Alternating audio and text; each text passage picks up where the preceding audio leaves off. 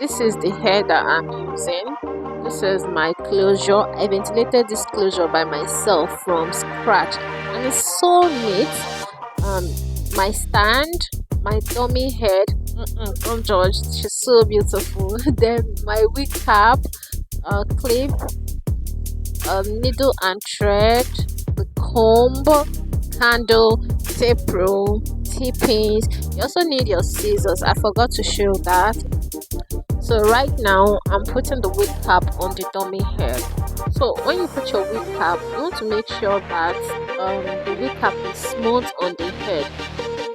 This is to avoid any bump or fold during or after your sewing. So after making sure that it's smooth, so after making sure that my wig is sitting comfortably on my dummy head, next thing I did was to place my closure on the cap.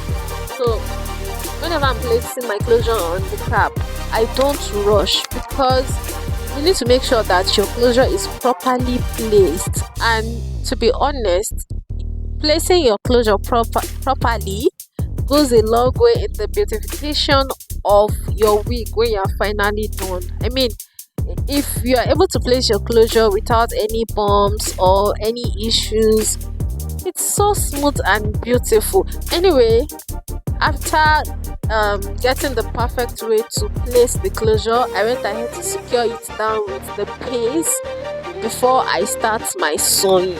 If you are finding it hard to kind of place your closure on your dummy head, you just need patience to do it and you will get it right. After then, I went ahead to also secure the back too before I began my sewing. The place of proper pinning down of your closure before sewing cannot be overemphasized, because it serves as a guideline, or let me say a direction to your sewing.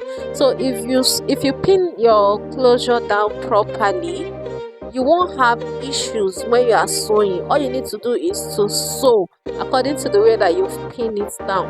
I don't know if you get it.